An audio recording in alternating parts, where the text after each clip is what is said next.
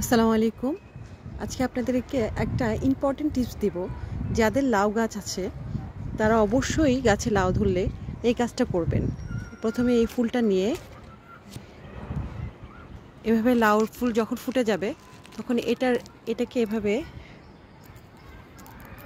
Just এভাবে ফুলটা রেণুটার মুখটা বের করে এই রেণু মাঝখানে লাগাবেন।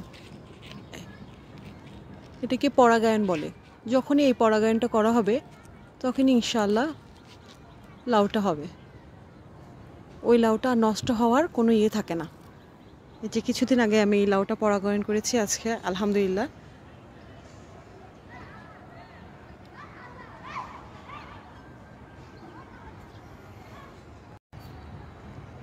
যে যেখান থেকে দেখছেন আমার ভিডিওটা যদি আপনাদের ভালো লেগে থাকে প্লিজ লাইক কমেন্ট শেয়ার করে পাশে থাকবেন পরবর্তী ভিডিও দেখার জন্য।